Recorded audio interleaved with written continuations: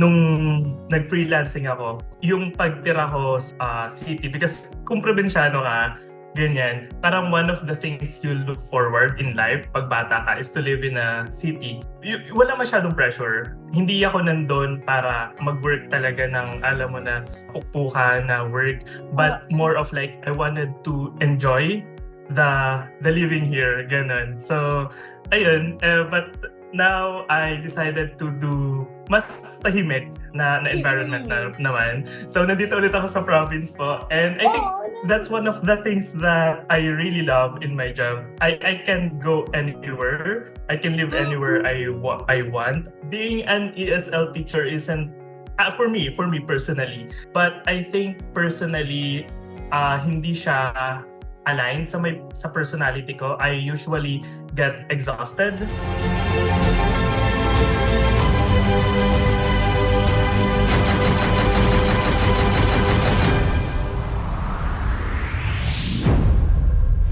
Ako po si Nathaniel Sana. I'm 24 years old and I'm from Oriental Mindoro. But doon ako nakatira sa Manila. Nag-move in ako dito sa province ulit. Who am I before I do Amazon VA? I was a loan officer. I was working student back in 2018. But first year pa lang, nag-working student na ako. And then pandemic came, tas medyo nahirapan yung business. So, ayun, that's when I discovered freelancing. I was working student as a BSA and a loan officer clerk before PPC or Amazon VA. Ang galing nga, at such an early age, ganyan na yung mga loan officer na parang, ano yun, Yes, banking ba yun? Or can you explain more it about that?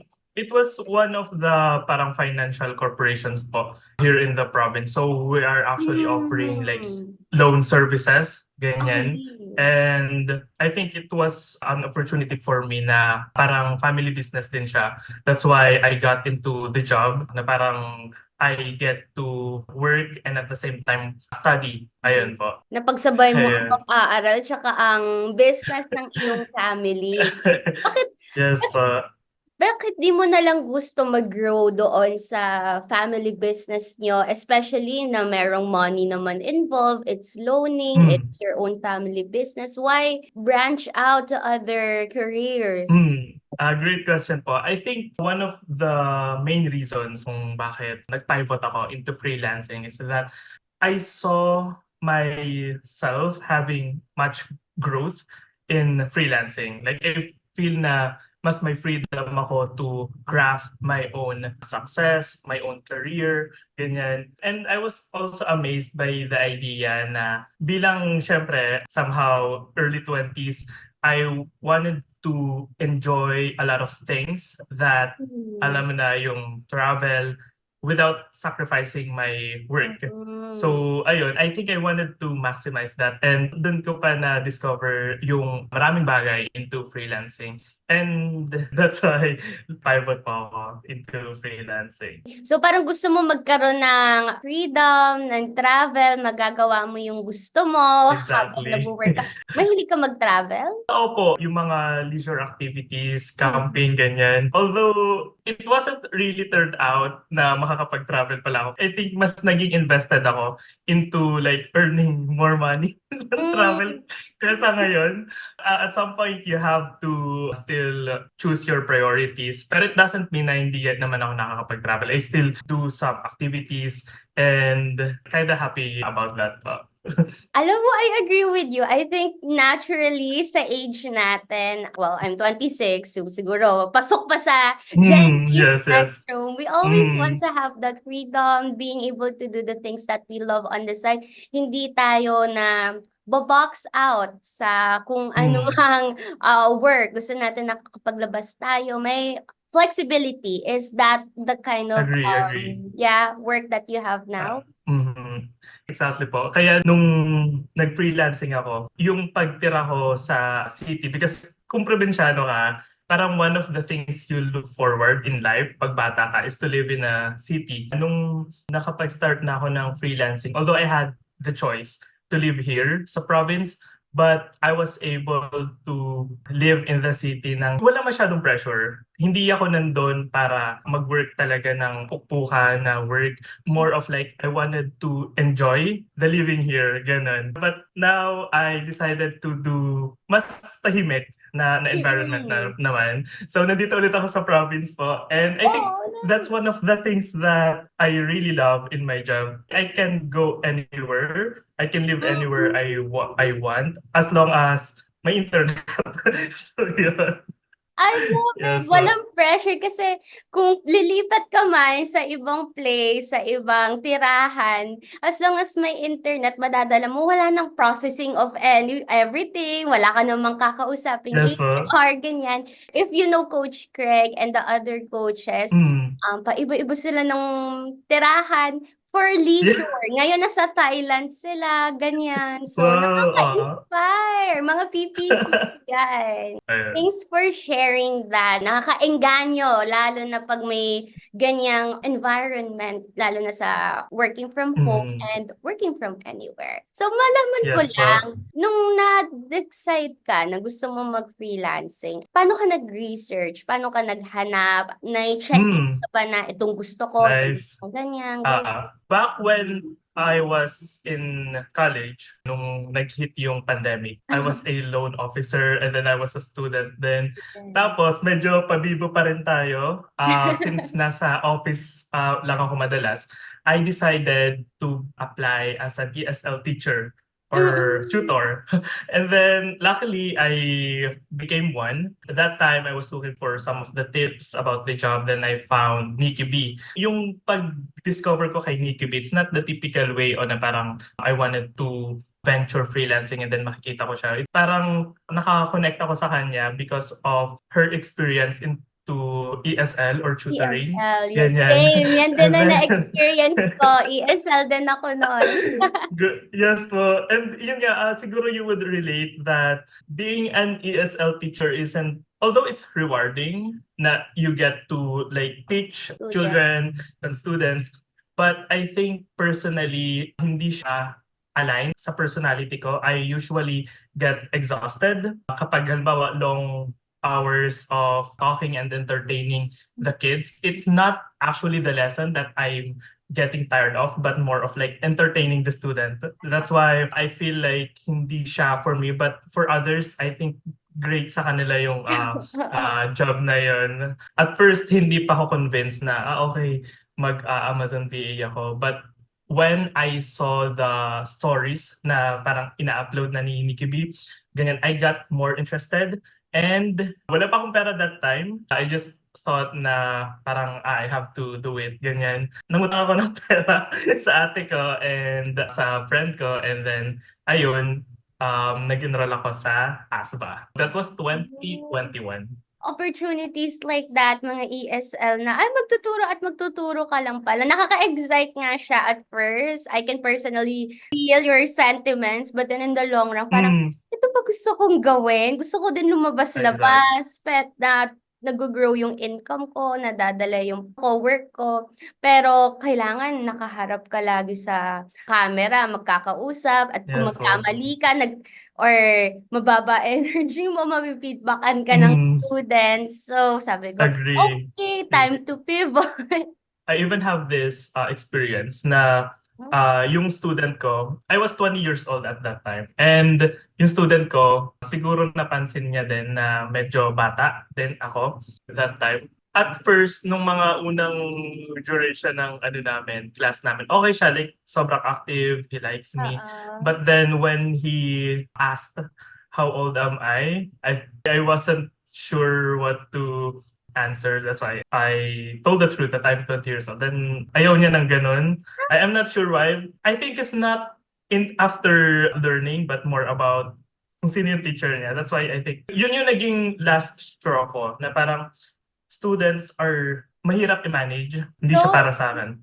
that is so interesting. Nag-opt out siya because of your age and not even how Yes, you present agree. yourself, yung value na binibigay mo. So that's a very Mm, interesting story. So, yes. napunta tayo sa ASVA journey mo. Bakit di ka nag-enroll sa FPPCM? Bakit ASVA ka mo? I actually enrolled first sa ASPA. Mainly, I wanted to explore kung anong niche into Amazon pa yung gusto kong i-take. Although I had an interest na agad sa PPC nung time na nag-enroll ako sa ASPA. Mm. But the thing is, I got intimidated with Okay.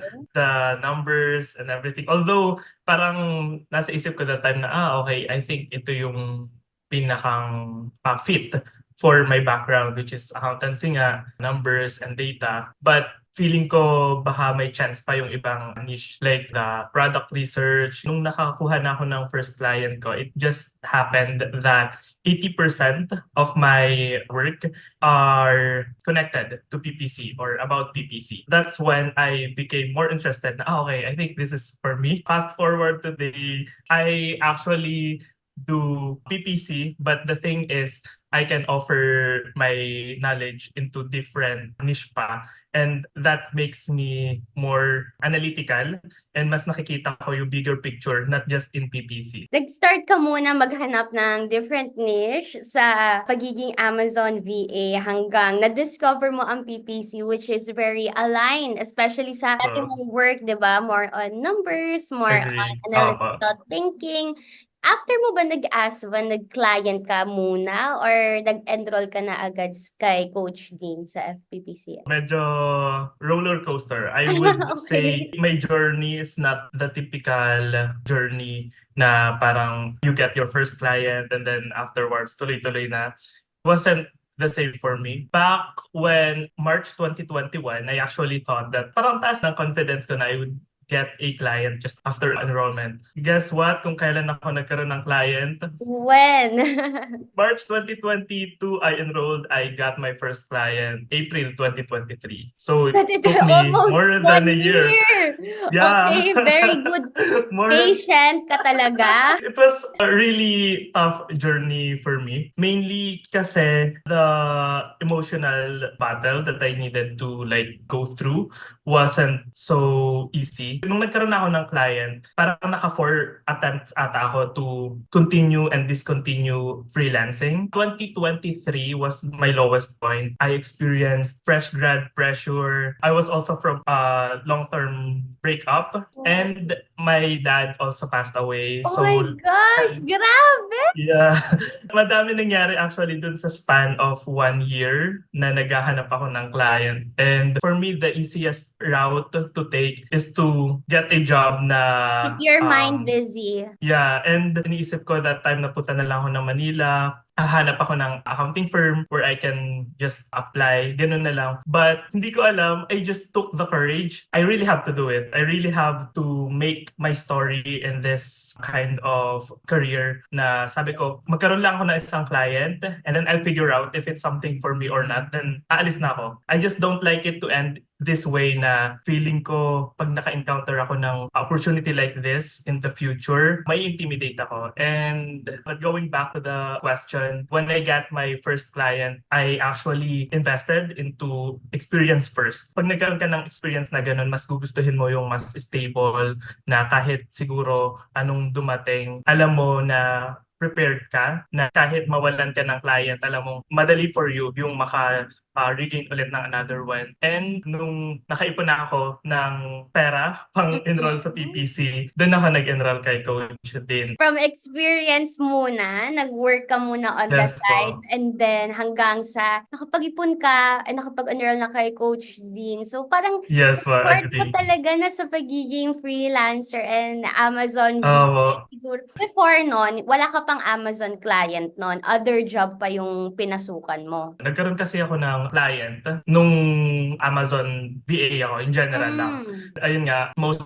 of the tasks are parang 80% PPC and nagka-interest ako. Then I Doon na enrolled after. nag-start. Nice! Yes. Congratulations! At natupad ang Thank dream mo you. maging student ng FEPCM ni Coach Dean. And kamusta naman pagiging student ni Coach Dean? And anong mga experience mo na nakatulong na who you are today? Ay, grabe. I can actually testify how good community the coaches are. Not to sugarcoat, but FPPCM is actually the best investment I took last year. Up until today, siguro yun talaga yung best investment ko. Well, aside from Asapa, na siya yung naging, kumbaga, starting point ko. But I was able to improve a lot in terms of my expertise, which is yung PPC. Another thing is that aside from the structured course na makukuha mo dun sa course is that yung community,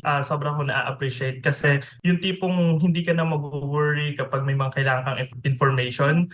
You just ask them. The same way kapag may alam ka rin, You give it's back. good to give this po. Yun. Wow. Tulungan, the camaraderie, the collaboration Agree. of everyone inside your community. Kaya naman, ang dami nagkaka-clients inside the community of FPPCM kasi meron kayong people na kung meron kayong questions, nahihirapan kayo kasi napaka-technical naman ng PPC, di ba? Merong sasalo sa inyo. So, matanong ko lang sa'yo, Nate, ano naman yung mga nahihirapan kang subjects or topics sa FPPCM na very challenging sa brain? And paano ka natulungan ng community mo and coaches mo? I think the hardest part for me is optimization part. And it's not just the parang optimization na kailangan mo weekly tingnan yung campaigns and then tweak everything. It's more about giving the result dun sa budget na binigay sa'yo. Kasi yung optimization, naka-vary talaga siya. Depende sa kung ano yung condition ng client mo. Aggressive ba siya? Conservative ba siya? Ganito lang ba yung budget niya? It's like very complex in a way na how can you give the best result from the budget that you have. Kailangan mo pang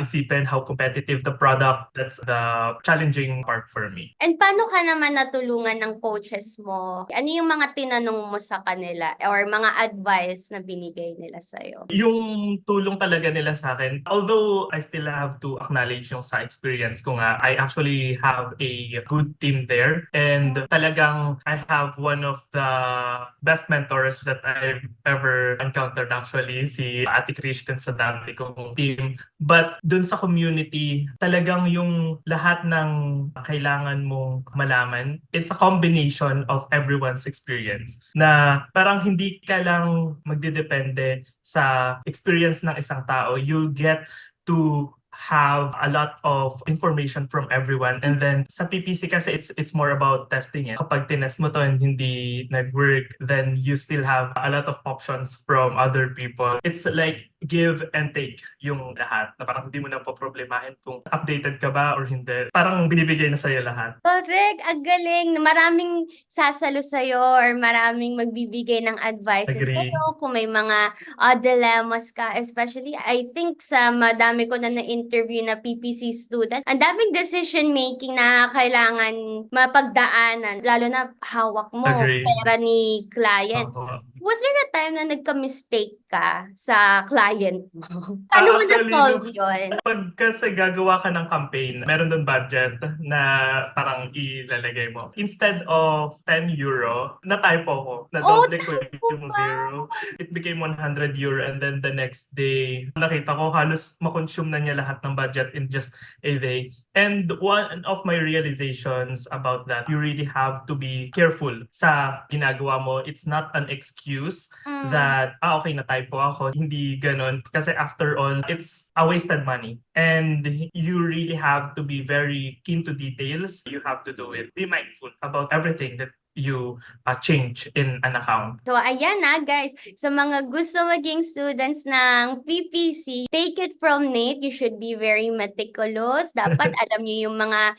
attention to details kasi malaking pera ang nakasalalay dyan no? And pagpapasok ka, Agree. dapat talaga be ready to be analytical, to love numbers. But don't worry because again, the community, your batchmates, your coaches will always be there. And sa mga naman gustong maging Amazon VA, so go ahead, go to our description box below. There's a free ebook there. So just type it your name and your email numbers and padadala namin kayo ng book. Mabalik sa'yo, Nate. I'm very happy the way you share your story. It seems that you are living the life that you've always wanted, diba? digital nomad, freelancer. So I want to Yes.